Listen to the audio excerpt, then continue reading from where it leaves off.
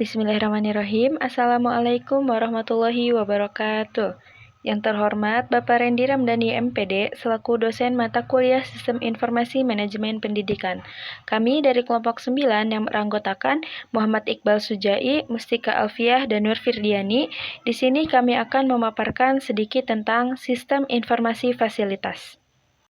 Baik, untuk materi yang pertama yaitu tentang konsep dasar informasi fasilitas yang akan disampaikan oleh saya Nur Firdiani. Yang pertama ada pengertian sistem informasi fasilitas sarana prasarana. Sistem informasi manajemen pendidikan merupakan suatu sistem berbasis komputer yang menyediakan informasi bagi beberapa pemakai yang mempunyai kebutuhan yang serupa, menurut McLeod.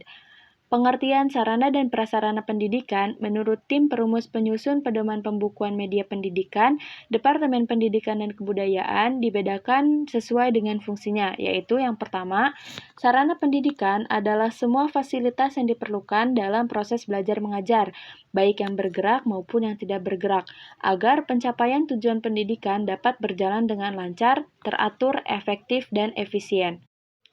Yang kedua, prasarana pendidikan adalah fasilitas yang secara tidak langsung menunjang jalannya proses pendidikan seperti halaman, kebun atau taman sekolah, jalan menuju ke sekolah, tata tertib sekolah, dan lain sebagainya.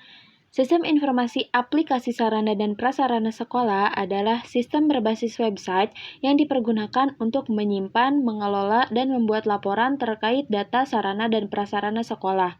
Sistem ini ditujukan untuk dinas dan sekolah. Dengan memasukkan data jumlah sarana dan prasarana sekolah, pihak dinas akan mengelola dan menjadikan data sebagai referensi untuk perbaikan sarana dan prasarana sekolah. Fungsi utama dari sistem ini adalah dapat menentukan secara akurat dan aktual kekurangan ataupun kelebihan data-data dari sarana dan prasarana sekolah, sehingga akan dijadikan landasan keputusan untuk perbaikan dan pengembangan sekolah. Yang kedua, mandat atau landasan hukum. Mandat menjadi pedoman dalam pelaksanaan seluruh kegiatan organisasi. Adapun landasan hukum dari pengembangan sekolah atau madrasah adalah yang pertama, Pancasila dan Undang-Undang 1945, kedua, TAP MPR termasuk GBHN 1999 sampai 2002, ketiga, Undang-Undang Nomor 20 Tahun 2003 tentang Sistem Pendidikan Nasional, keempat, Peraturan Pemerintah Nomor 19 Tahun 2005 tentang Standar Nasional Pendidikan, kelima, Peraturan Menteri Pendidikan Nasional Nomor 22 Tahun 2006 tentang Standar Isi untuk Satuan Pendidikan Dasar dan Menengah. Keenam, Peraturan Menteri Pendidikan Nasional Nomor 23 Tahun 2006 tentang Standar Kompetensi Lulusan untuk Satuan Pendidikan Dasar dan Menengah. Ketujuh, Peraturan Menteri Pendidikan Nasional Nomor 19 Tahun 2007 tentang Standar Pengelolaan Pendidikan. 8. Peraturan Menteri Pendidikan Nasional Nomor 20 Tahun 2007 tentang Standar Penilaian Pendidikan. 9. Peraturan Menteri Pendidikan Nasional Nomor 41 Tahun 2007 tentang Standar Proses. 10. Pedoman penyelenggaraan program pengembangan sumber daya berstandar nasional dan internasional yang dikeluarkan oleh Departemen Pendidikan Nasional Dirjen Dikdasmen Dikmenjur tahun 2003. 11. Kepmen Negara Pendayagunaan Aparatur Negara Nomor 5786 1989 dan nomor 28 SE 1989. 12. Surat Edaran Bersama Menteri Pendidikan dan Kebudayaan dan Kep BAKN nomor 5786 MPK 1989 dan nomor 28 SE 1989. Dan yang terakhir Kepmendiknas RI nomor 044 U 2002 tentang Dewan Pendidikan dan Komite Sekolah. Baik, untuk materi yang kedua dan yang ketiga tentang profil sekolah dan analisis SWOT tentang sarana dan prasarana akan disampaikan oleh Saudari Mustika Alfiah. Kepada Saudari Mustika Alfiah, waktu dan tempat dipersilahkan. Materi selanjutnya yaitu profil sekolah. Profil sekolah atau madrasah ini meliputi yang pertama identitas sekolah yang mencakup nama resmi sekolah, nomor statistik sekolah, status, SK dan tahun pendirian, luas lahan, alamat sekolah. Yang kedua yaitu riwayat singkat. Riwayat singkat ini meliputi waktu pendirian, tokoh pendiri, dasar pendirian, SK pendirian, dan perkembangan status. Yang ketiga ada organisasi dan manajemen. Organisasi dan manajemen ini meliputi visi dan misi, tujuan, dan sasaran. Yang keempat yaitu perencanaan dan program, yang kelima akreditasi sekolah, dan yang terakhir yaitu sistem informasi manajemen.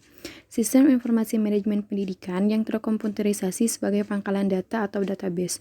Adapun pangkalan data pada sistem informasi manajemen pendidikan meliputi yang pertama pangkalan data urusan kepegawaian, administrasi, keuangan, dan sarana prasarana di ruang tata usaha.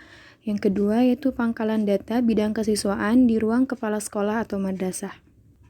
Materi selanjutnya yaitu analisis SWOT tentang sarana dan prasarana.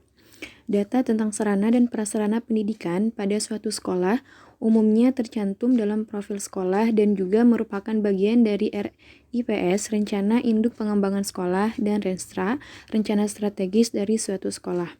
Sekolah atau madrasah mengembangkan suatu sistem informasi manajemen sekolah melalui suatu analisis strategik pengembangan organisasi secara menyeluruh dan terpadu terhadap faktor intern dan ekstern yaitu SWOT, strength, kekuatan, weakness, kelemahan, opportunity, peluang, dan threat, ancaman yang terus mengalami perubahan. Melalui analisis SWOT ini akan ditemukan segala unsur yang nantinya dapat disinergikan untuk mendukung keberhasilan pengelolaan sekolah. Mungkin cukup sekian, terima kasih. Untuk materi yang terakhir tentang model aplikasi perancangan dan implementasi SIM Sarpras dan kesimpulan akan disampaikan oleh Saudara Muhammad Iqbal Sujai. Kepada Saudara Iqbal Sujai, waktu dan tempat kami persilahkan. Baik, terima kasih kepada moderator yang telah memberikan waktunya. Selanjutnya, tentang model aplikasi perancangan dan implementasi SIM Sarpas. Model aplikasi dan implementasi SIM Sarpas.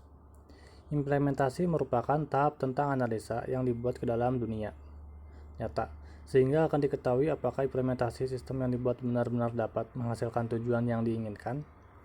Batasan implementasi dari sistem ini adalah: pertama, sistem yang dibangun merupakan sistem yang berbasis web. Kedua, sistem ini mengelola data, sarana dan prasarana sekolah dasar. Ketiga, pada sistem ini setiap pengguna mempunyai batasan hak akses pada sistem. Keempat, pada sistem ini terdapat 5 pengguna sistem, yaitu admin distrik, operator sekolah, kepala sekolah, kabid SD, distrik, dan kepala distrik, di mana masing-masing pengguna bisa menggunakan sistem sesuai dengan hak aksesnya. Kelima, sistem ini diimplementasikan untuk membantu Dinas Pendidikan Kabupaten Siak mempercepat dan mempermurah proses perekapan data sarana prasarana sekolah dasar serta pembuatan laporan sarana prasarana sekolah. Karena membuat bahasa pemrograman PHP, Adobe Dreamweaver, MX, dan database MySQL, serta dijalankan di localhost. Selanjutnya, kesimpulan. Kesimpulannya yaitu sistem informasi aplikasi sarana dan prasarana sekolah adalah sistem berbasis web yang dipergunakan untuk menyimpan, mengelola, dan membuat laporan terkait data prasarana dan sarana sekolah. Sistem ini ditujukan untuk dinas dan sekolah dengan memasukkan data jumlah prasarana dan sarana sekolah. Pihak dinas akan mengelola dan menjadikan data sebagai referensi untuk perbaikan prasarana dan sarana sekolah. Fungsi utama dari sistem ini adalah dapat menentukan secara akurat dan aktual kekurangan atau kelebihan data-data sarana dan prasarana sekolah, sehingga akan dijadikan landasan keputusan untuk perbaikan dan pengembangan sekolah.